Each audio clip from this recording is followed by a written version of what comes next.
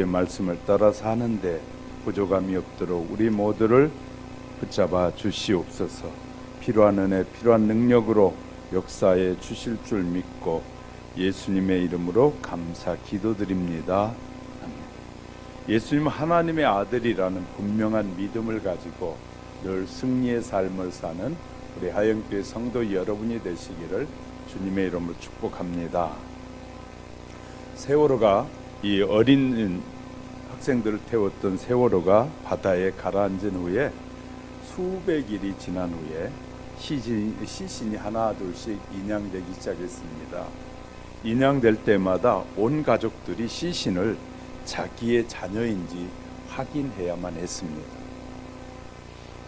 이때 어머니들은 접근을 금지했고 아버지들만 그 시신을 확인하게 하였습니다.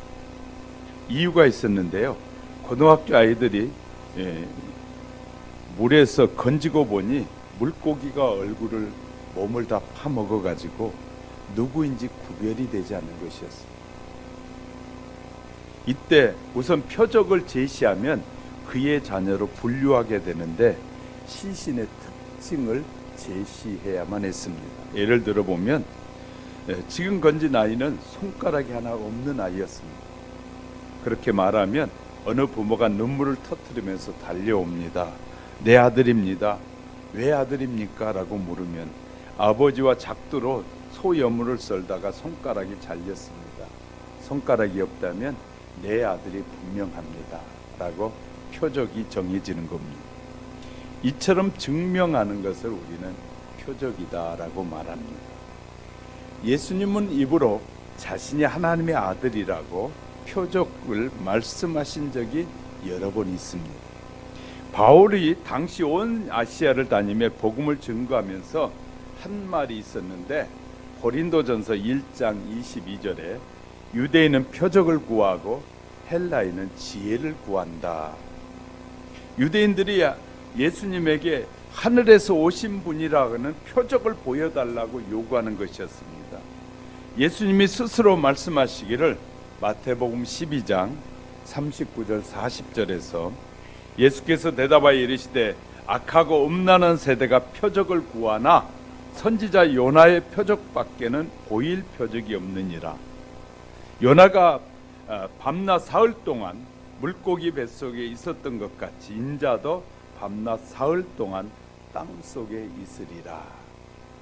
요나가 고기 뱃속에 들어가 있다가 3일 만에 살아나왔습니다. 예수님이 죽어서 무덤 속에 계시다가 3일 만에 부활하셨습니다. 이것보다 더 큰 표적은 없는 것이죠. 죽었다가 살아나는 것이 표적보다 더 큰 표적이 어디 있겠습니까?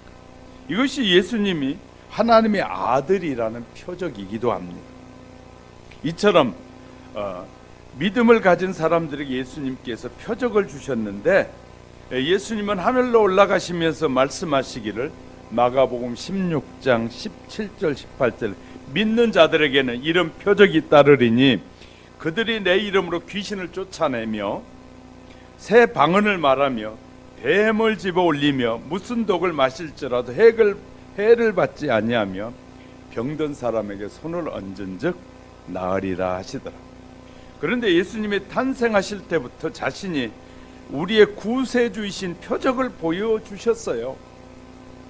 예수님께서 탄생하실 때 목자들이 밖에서 양을 치고 있었는데 그때 천사가 목자들에게 나타나서 말하기를 무서워하지 말라. 보라 내가 온 백성에게 미칠 큰 기쁨의 좋은 소식을 너희에게 전하노라. 오늘 다윗의 동네에 구주가 너희를 위하여 구주가 나셨으니 곧 이 그리스도 주시니라. 너희가 가서 강보에 쌓여 이 구위에 누워있는 아기를 보리니 이것이 너희에게 표적이니라. 그리고 하늘에서 천사들이 외치기를 지극히 높은 곳에 하나님께 영광이요 땅에서는 하나님이 기뻐하시는 사람들 중에 평화가 임했다. 강보에 쌓여 구유에 누워있는 아기를 보리니 이것이 우리에게 표적이다라고 말씀해 주셨습니다. 세상의 사람들은 무엇인가 분명한 원인들을 찾고 사는 것이 사람들의 모습입니다. 그래서 예수님이 하나님의 아들이라는 표적을 구하는 사람들에게 분명하게 보여주셨습니다. 자신을 드러내 보여주신 강보가 표적이라는 말이죠. 그리고 둘째는 구유가 표적이라는 사실을 생각해 보려고 하는데, 이 두 말씀을 살펴가는 사이에 하나님께서 저와 여러분에게 더 확고한 믿음의 사람이 되는 은혜가 임하시기를 주님의 이름으로 축복합니다. 첫째, 강보가 표적이라는 사실입니다. 하나님께서 세상의 비천한 자들 버리지 아니하셨다는 사실을 알 수 있는데, 타고난 재능도 없고 부모로부터 물려받은 재산도 없고 지혜도 건강도 없는 사람들 결코 하나님은 소홀하게 대하지 아니하신 분이시다. 버리지 않는다는 말은 그들에게 무관심하지 않으신다는 말입니다. 그들에게 오히려 정상적인 사람이 갖는 곱절의 관심을 하나님이 가지신다. 가정의 자녀 중에서 장애가 있는 자녀가 있으면 부모는 그 아이에게 더 갑절의 관심을 갖는 것처럼, 돈도 없고 가난하고 어렵고 배운 것도 없고 해서 그렇게 산다면 주님이 더 갑절의 관심을 갖고 우리를 지켜보신다는 것입니다. 본문은 이런 사실을 단적으로 인정해 주는데, 본문에서 보면 하나님께서 예루살렘의 왕궁이나 성전에 있는 높은 지위에 있는 사람들에게 이 그리스도의 탄생을 알리지 않으신 것이에요. 왕궁이나 성전에 있는 높은 지위에 있는 사람들에게 그리스도의 탄생을 전혀 알려주지 않았습니다. 오직 목자들에게 가장 먼저 탄생의 사실을 알려주신 거죠. 온 백성에게 미칠 큰 기쁨의 소식을 너희에게 전해주노라. 그들은 그들 자신에게만이 아니라 온 백성이 함께 기뻐할 수 있는 소식을 목자들이 전달을 받게 됩니다. 공유하고 나눌 수 있는 기쁨을 받은 것이죠. 이것이 비이기적인 그들의 성품에 합당한 하나님의 선물일 것입니다. 자기들만 소유하고 남에게 거만하게 자랑하는 그런 성질의 선물은 그들의 본성에 맞지 않기 때문이죠. 그러한 선물을 오히려 그들의 본성에 부담을 주고 양심을 괴롭게 할 것입니다. 그래서 하나님께서 이웃과 나눌 수 있고 공유할 수 있는 선물을 그들에게 허락해 줍니다. 부자들은 자기들만 누리는 세계가 있다라고 말합니다. 그래서요, 자기들은 자기들끼리만 누리겠다라고 하면서 그 안에서 못된 짓이란 못된 짓은 다 하는 사람들 보게 됩니다.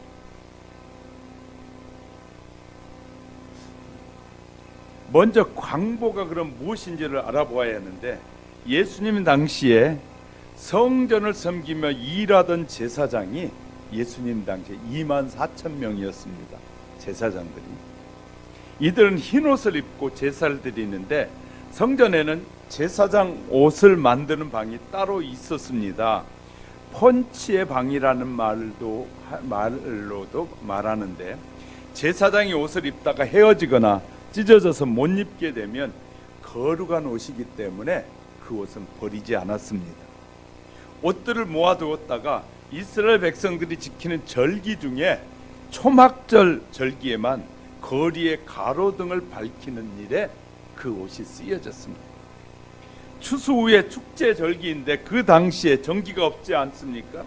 그래서 가로등을 높이 만들고 감람류를 부었습니다. 그리고 심지는 제사장들이 입었던 그 헌옷을 심지로 사용한 것이죠. 이것을 강보라고 말합니다. 따라서 1년 중에 강보가 거리에 나오는 절기가 바로 초막절이다라는 것이에요. 강보가 표적이라는 말은 예수님은 초막절에 탄생하셨다라는 말이기도 합니다. 그래서 더 중요한 의미가 있어요. 예수님이 탄생하자마자 강보로 예수님의 알몸을 쌓았다는 말이잖아요. 예수님은 제사장이라는 표적이기도 합니다. 제사장은 라틴어로 폰티텍스라고 말하는데, 이 말은 다리라는 뜻을 가지고 있어요. 제사장은 다리다. 무슨 다리냐? 하나님과 죄인을 이어주는 다리다. 이것이 바로 제사장이라는 뜻입니다. 다리는 이쪽 전족을 연결하는 역할을 하는 것처럼 소통하고 죄로 인하여 하나님과 우리 사이에 도저히 접근할 수 없는 틈이 생겼는데 예수님은 우리와 하나님 사이에 다리를 놓아주신 분이다. 다리를 건설하려고 오신, 그래서 다리를 건설하기 위해서 오신 그 예수님이 우리의 표적이다. 이런 말이 있어요.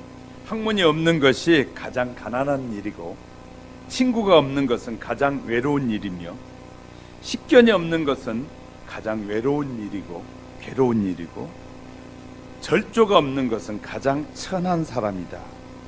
학문이 없는 것은 질병과 같아서 어려움을 오래 견딜 수가 없게 되고, 친구가 없는 것은 우물 속에 떨어질 때 누가 건져주지 못하기 때문에 괴로운 것이고, 식견이 없는 것은 맥인 것 같아서 길을 갈 때 실수를 많이 하게 된다. 절조가 없는 것은 창기와 같아서 아무나 꿰을 수가 있다. 그래서요, 학문으로 몸을 기름지게 하고, 친구로 의리와 사랑과 감사를 쌓으며, 식견으로 마음을 탁 트이고, 절조로 분별의 신중함이 있는 것이 올바른 삶이다 라는 말을 하기도 합니다.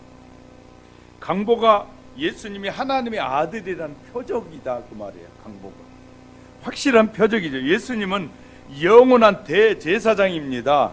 우리와 하나님의 사이에 다리를 놓기 위해서 오신 예수님. 예수님 만나 사랑으로 살아가는 초등학교 선생님의 이야기가 있더라고요. 믿음이 독실한 선생님이 예수님을 만났습니다. 예수님이 가르쳐 주셨기에 늘 주님과 함께하는 삶을 살고 있는 분이었어요. 어린 학생들이 조그만 선물을 가지고 오면 밤에 조용히 편지를 쓰는데 이렇게 썼다고 해야, 선생님이 선물을 주어서 너무 고마워. 그러나 선물을 주지 못한 친구도 생각해야지. 선물을 주는 마음은 받고 선물은 돌려주마. 다음부터는 절대 선생님에게 선물을 가지고 오지 말아다오. 이렇게 편지를 써서 돌려준다. 그리고 다음날 조용히 불러서 편지와 선물을 돌려줬습니다.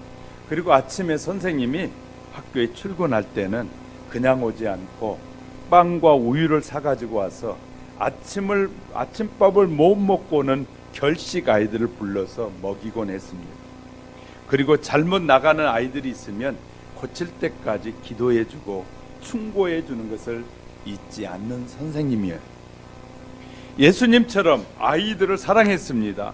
해마다 반이 바뀔 때마다 학부모들이 교장 선생님에게 편지를 보내오는데 찾아와서 내 아이는 꼭 그 선생님 밑에 넣어달라고 아우성이더라는 것입니다. 작은 예수가 된 것이죠. 성찬들을 맞아요. 우리도 강보에 쌓여져야 합니다. 예수님의 마음이 우리 안에 덮여져야 합니다. 예수는 믿는다고 하는데 욕심이 그대로 있고, 예수는 믿는다고 하는데 남을 비판하는 일은 그대로 비판하고, 예수를 믿는다고 하면서 다른 사람에 대해서 인색화하는 삶을 사는 것은 예수님을 마음에 모신 삶의 모습이 아닐 수 있습니다. 예수님을 마음에 모셨다면 예수님처럼 사셔야 된다는 것이에요. 예수님이 보여주신 삶을 우리도 우리의 삶의 현장에서 그렇게 사는 것이 진정한 예수님을 내 마음에 모셔드리는 삶의 정점에 이르는 것이다. 강보는 또 빛과 같습니다. 이스라엘 백성은 강보하면 떠오르는 것이 있는데 그들은 빛입니다. 강보에 빛이 비춰지기 때문이죠. 1년 중에 초막절만 강보에 불을 붙입니다. 강보는 1년 동안에 강보를 보관하는 이유는 바로 초막절 밤에 빛을 내기 위해서 이 거룩한 옷이기 때문에 함부로 쓰지 않고 빛을 발할 때만 썼다는 것이죠. 빛은 보이는 것입니다. 빛은 밝은 것입니다. 빛은 좋은 것입니다. 예수님은 빛으로 우리에게 빛된 생활을 하라고 말씀하시는 것이에요. 예수님의 빛을 세상에 전달하는 방법은 한 3가지 정도가 있는데요. 첫 번째, 거울을 통해서 빛을 받게 되면 그 빛이 그대로 반사하는 것처럼 예수님의 빛을 그대로 사람들에게 전달하는 거울과 같은 단계가 있습니다. 가감할 필요가 없습니다. 거울은 온 그대로 쏘아주기만 하면 됩니다. 어차피 우리 인간은 한계 상황에 존재하는 사람들입니다. 내가 무엇을 할 수 있는 것이 아닙니다. 주님이 무엇이든지 주지 않으면 받을 수 없는데, 그러므로 거울을 단계 첫 번째, 예수님이 우리에게 말씀하시면 그 말씀대로 사는 것입니다. 그 말씀대로 그냥 비춰주는 것입니다. 이렇게 예수님의 빛을 사람들에게 비추는 첫 번째 단계. 두 번째는 프리즘을 통한 빛을 거울이 받게 되면 그대로 반사하는데, 프리즘을 통해서 반사하는데, 프리즘은 태양빛을 받게 되면 영롱한 빛을 구분하여 발산하게 되죠. 빛의 굴절이 일어나는데 빨주노초 파랑보라는 7가지 색으로 구분하여 반사하는데 화려하고 찬란한 빛을 발합니다. 예수 그리스도를 믿는 우리 모두는 그대로 반사하는 것이 아니라 예수님이 완전히 내 안에 들어오셔서 내 삶과 적용이 되어져서 사람들에게 비춰지기 시작하는 것이에요. 그래서 여러 가지의 모습으로 사람들에게, 아, 예수 믿는 사람 저렇게 사는 것이구나, 예수 믿는 사람 저렇게 말하는 것이구나, 예수 믿는 사람은 저렇게 행동하는 것이구나, 예수 믿는 사람은 우리와 다른 것이구나, 이렇게 사람들에게 비춰져야 되는데, 쟤 보니까 믿는 사람이나 믿지 않는 우리나 똑같네, 할 짓 다 하고 못된 짓은 다 하고 다른 사람이 보기에도 부끄러운 일 다 하네, 이런 모습이 아니라는 거예요. 이것은 예수님의 빛을 우리가 받아서 다른 사람에게 잘못 비춰지는 결과인 것이죠. 세 번째, 블록 렌즈를 통해서 태양의 빛이 블록 렌즈를 통과하면 불이 나잖아요. 뜨거워지기 시작합니다. 그리스도의 빛을 받으면 우리 마음속에 불이 나는데, 불이 나는 단계. 얼음이 물로, 물이 김으로 변하더니 펄펄 끓는 물이 되기도 합니다.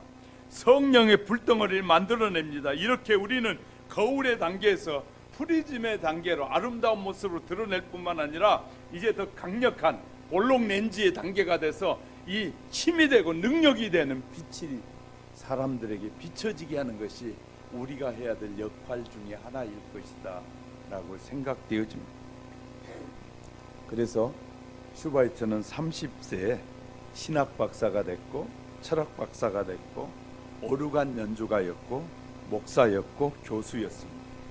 이대로 그렇게 살아도 그는 전혀 세상을 사는데 온전한 대접을 받고 칭찬을 받으며 살 수 있는 그런 최고의 멋진 생활을 할 수 있는 그때에 주님께서 슈바이처에게 찾아오셔서 3가지의 사인을 주었답니다.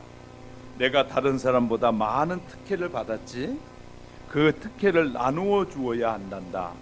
두 번째, 이 땅에는 고통받은 이들이 많은데 내가 나누어 주면 좋겠다. 세 번째, 흑인들이 지금 부당한 대우를 받고 있는데 이것을 백인들의 책임이란다. 백인들이 흑인들을 가르치지 않고 부려만 왔기 때문에 백인들이 그대로 이제 받을 것이다. 심는 대로 거두는 법을 하나님이 이 슈바이처에게 말씀해 주셨습니다. 내가 백인을 대신하여 속량해야 한다. 이런 깊은 감동이 그의 마음을 사로잡자 슈바이처는 30세에 그는 그대로 이를 실천하기 위해서 의과대학에 들어가서 부인은 간호대학에 등록해서 둘이 공부를 하고 졸업을 한 후에 아프리카로 들어갔습니다. 검은 대륙 흑인들을 위하여 살기 시작했습니다. 그리스도의 빛을 반사한 이가 되었습니다. 그리고 그리스도의 빛을 아프리카의 검둥이들에게 반사하며 살았다는 거예요. 그리스도의 빛을 반사하는 거울과 같은 삶을 산 것이 슈바이처다. 여러분, 우리 잘 아는 중국 선교사로 평생을 헌신한 허드슨 테일러 얘기입니다. 그에게 하루는 중국의 한 청년이 와서 물었습니다. 선교사님, 이제 저는 예수를 믿고 세례를 받은 후에 신앙생활을 시작하고 싶습니다. 성경을 얼마나 알아야 합니까? 몇 년 동안 예수를 믿어야 그렇게 괜찮은 그리스도인이 될 수 있을까요? 이렇게 물었어요. 그때 테일러 선교사가 질문하기를, 촛불은 언제부터 빛을 발하던가요? 그랬더니 심지에 불을 붙인 순간부터 빛을 내지요. 이런 대답을 듣고 테일러 선교사가 이렇게 대답합니다. 신앙생활도 그렇습니다. 성경을 자세히 몰라도 됩니다. 신앙 연조가 짧아도 괜찮습니다.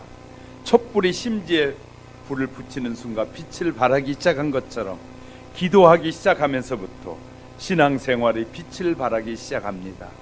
교회에 발을 들어놓고 하나님을 믿기 시작하는 순간부터 빛을 발하게 되는 것입니다. 예수님을 영접한 순간부터 훌륭한 성도가 되기 시작한 것입니다. 우리는 태양빛과 같이 빛을 발하지 못한다 하더라도 작은 불꽃이 되어서 주님을 전하기를 바라고 계신다는 사실 아십니까? 이처럼 강보는 빛이기도 하고, 오늘 예수님은 태어나셔서 강보에 쌓이셨는데 그는 제사장입니다. 그는 다리였습니다. 그는 우리의 빛이었습니다. 우리에게 다리가 되라고, 빛이 되라고, 강보가 돼서 우리에게 표적으로 다가오신 예수님을 우리의 마음속에 모셔드리는 저와 여러분이 될 수 있기를 주님의 이름으로 축복합니다. 두 번째는 구유가 표적이라는 사실입니다. 천사가 목자들에게 나타나서 강보에 쌓여 구유에 누워있는 아기를 보리니 이것이 우리에게 표적이다 라고 말씀해 주셨습니다.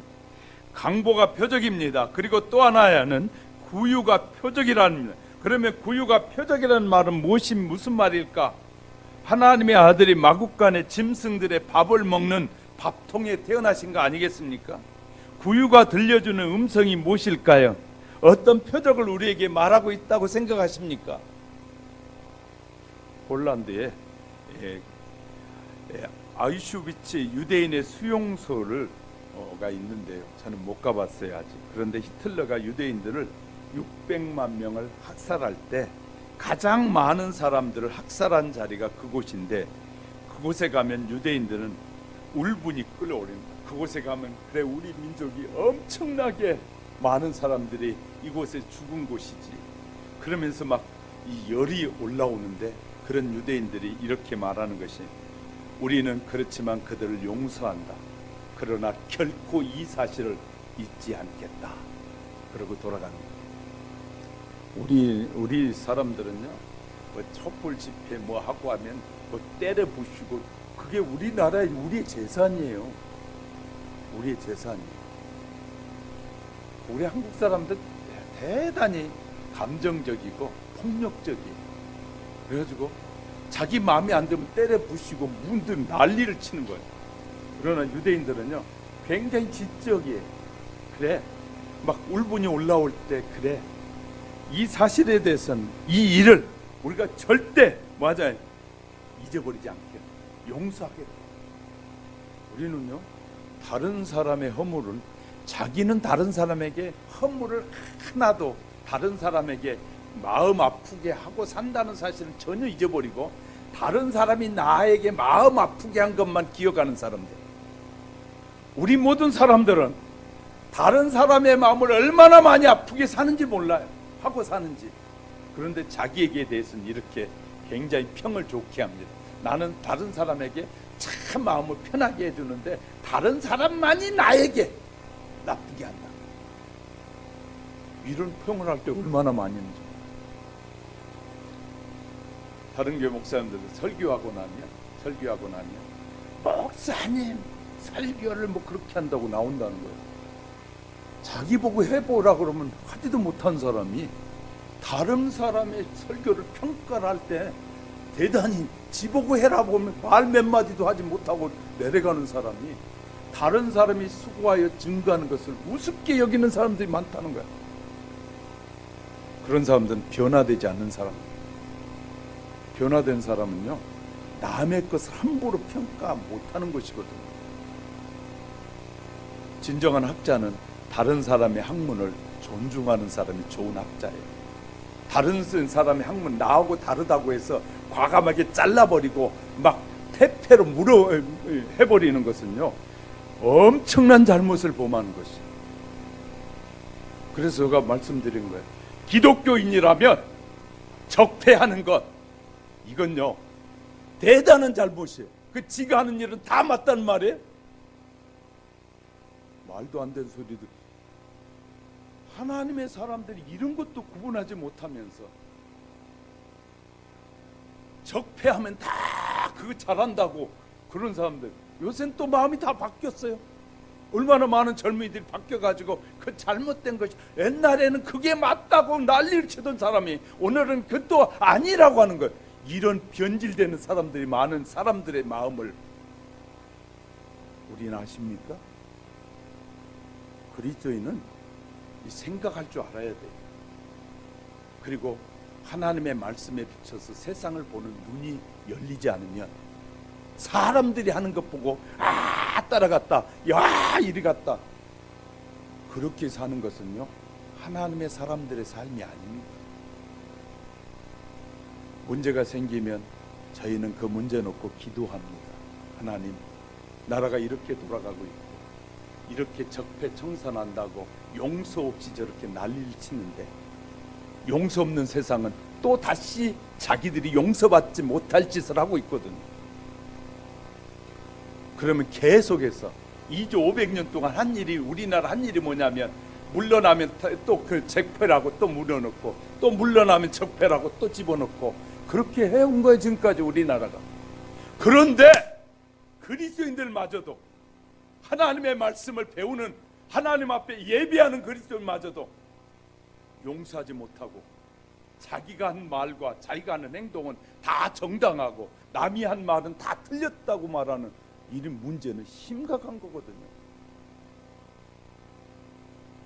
우린 잘 아셔야 돼요.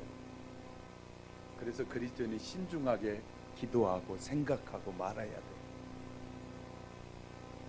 철없는 지도자들이 나가가지고 떠들고 뭐 대단한 것처럼 말하고 그럴 때 얼마나 저희는 가슴 아픈지 몰라요. 철없는 그리스도인들이 가서 하나님의 사람들을, 자기가 하나님이 세운 종들을 자기가 비판하고 판단하면서 함부로 막 하면서 나설 때 어이가 없는 것이죠. 그러면 여러분, 대통령이 세운 이 장관들 잘못했다고, 잘못한 사람들, 왜 잘못해도 말도 뻥끗 못하는 사람들이, 대통령 5년 있으면 내려올 대통령이 세운 장관이 잘못했다고 말 한마디도 못한 사람들이 전능하신 하나님이 세운 사람들에게 함부로 말하는 거 얼마나 얼마나 큰 죄겠어요. 우린 바로 아셔야 돼요. 우리가 사는 서울에도요, 남대문과 동대문만 있어요. 북대문과 서대문은 없어요. 사대문이 원래 있었거든요. 서울에 사대문이 있었어요. 왜 두 대문만 남았을까요? 아십니까? 서울에 살면서 두 대문이 없는 이유도 모르고 살 때가 얼마나 많습니까? 일제시대 때 일본 장군들이 서울에 입성할 때 동대문하고 남대문으로만 입성을 했어요.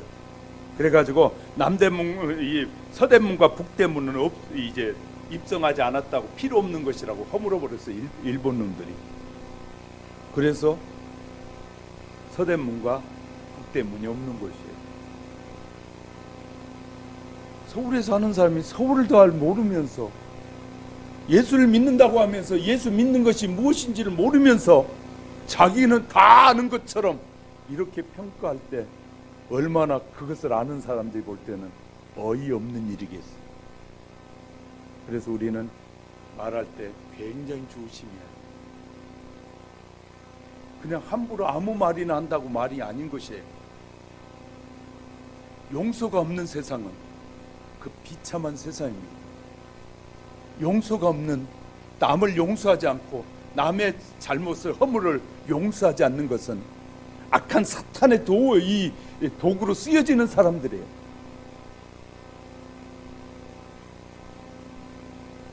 우리가 잘 아셔야 돼요. 우린 구유를 보면서 어떤 음성을 들릴까요?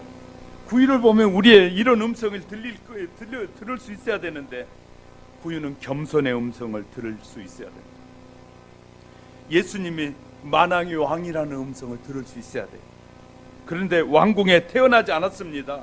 부잣집에 오신 것이 아닙니다. 마국간에 태어나셨습니다. 구유에서 누우셨습니다. 이런 겸손의 의미가 들어있는 것이거든요. 그러기에 구유에 우리에게 외쳐주고 있습니다. 예수님을 따르는 자는 겸손해야 된다. 아멘도 안 하시는 거 보니까 예수님 따라가기 싫은가? 다시 해볼게요. 예수님을 따르는 자는 겸손해야 된다. 이렇게 말하니까 교육이 되죠. 그죠? 예수님을 따르는 자는 겸손해야 돼요. 솔로몬이 이렇게 말했어요. 잠언 16장 18절 19절. 교만은 패망의 선봉이요 거만한 마음은 넘어짐의 앞잡이니라. 겸손한 자와 함께 마음을 낮추는 것이 교만한 자와 함께 하여 탈취물을 나누는 것보다 나으니라. 어거스틴에게 물어봤더니 어거스틴이 이런 질문을 받고 대답합니다. 선생님, 기독교인에게서 가장 큰 덕목이 무엇일까요? 종교 개혁을 가장 앞장섰던 어거스틴이 이렇게 대답했어요. 세 가지가 있습니다. 뭔데요? 첫째, 겸손. 둘째는요, 겸손. 셋째는요, 겸손. 기독교인의 가장 큰 덕목이 모두 다 겸손이라고 말하고 있어요. 자, 구유하면 뭘 생각해야 돼? 먹을 것을 생각해야 됩니다. 구유는 무엇을 하는? 구유는 무엇 하는 곳이에요? 말이나 소들에게 먹을 것을 주는 것이 구유예요. 사람들에게 꼭 필요한 것이 세 가지가 있는데 그 세 가지를 뭐라고 말한 줄 아십니까?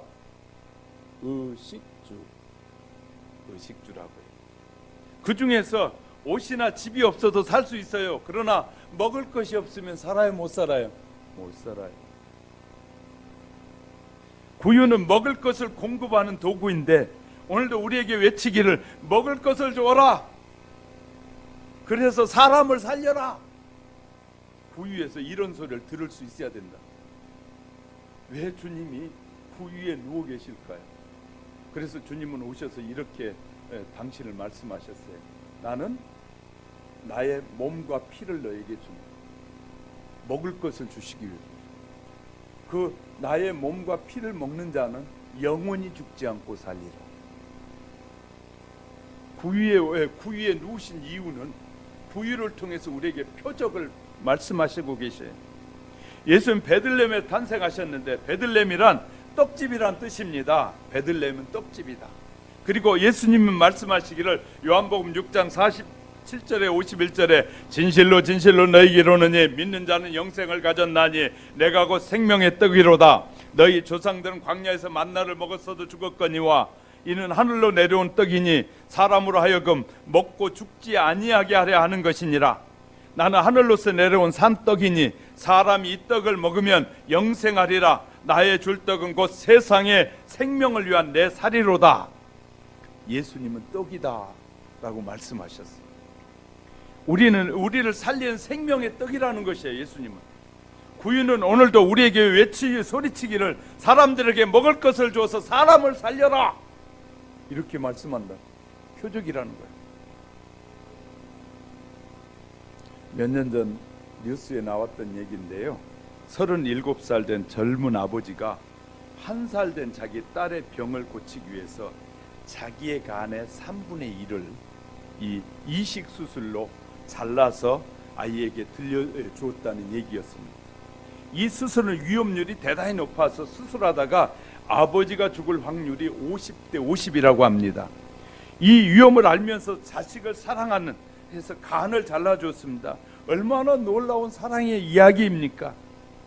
프랑스의 유명한 사상가 누소는 예수를 안 믿다가 예수를 알고 나서 말하기를 예수님은 하나님이시오 소크라테스는 철인이기 때문에 예수님과 소크라테스는 비교할 수 없다. 어떤 사람은 예수와 소크라테스는 같은 성이다라고 말하니까 그가 그렇게 말했어요. 또 러시아의 톨스토이는 예수님을 안 믿고 살다가 이거 믿게 된 다음에 이런 고백을 했어요. 나는 35년간 사회혁명가로서 아무것도 믿지 않는 허무주의자였다. 그러나 5년 전부터 예수님을 믿기 시작했는데 내 뒤에 내 생에 변화되어 절망과 허무는 사라졌고 이제 예수를 믿고 나니까 죽음이 빼앗을 수 없는 기쁨과 행복을 체험하고 있다. 이렇게 쓰고 있어요. 섹스피어도 말합니다. 영원한 생명을 얻게 하신 예수, 그리스도를 나의 구세주로 확실히 믿으며 나의 창조주 하나님의 손에 나의 영혼을 맡기나이다. 이렇게 쓰고 있어요. 예수님이 이 땅에 오셔서 우리의 죄를 짊어지셨고 죽음으로 영원히 죽을 수밖에 없는 우리의 인간을 구원하기 위해 오신 것이에요. 이제는 영원한 생명을 얻어 죽음에서 영생으로, 저주에서 축복으로, 병에서 건강으로, 흑암에서 광명으로, 문제 해결로 운명이 바뀌는 것이 예수님의 십자가라는 사실을 아셔야 됩니다. 예수님이 십자가에 죽는 것은 바로 우리를 살리고 영원히 살게 하시려고 예수님은 이 놀라운 일을 하시기 위해서 우리에게 탄생하셨다. 사랑하는 성도 여러분, 우리 예수를 믿고 하나님의 자녀가 된 저와 여러분은 성탄절이면 미리 말씀드렸잖아요. 여러분, 우리 가족 중에서 가장 가까운 친구와 그런 사람들 중에서 그가 꼭 예수를 믿었으면 좋겠는데 기도하고 있는 그런 사람들을 위해서 선물을 준비해 가지고 성탄절 예배가 끝나면 그들을 만나 저녁이라도 살면서 성탄절의 이 기쁨을 너에게 전해주고 싶어서 이 선물을 준비했어.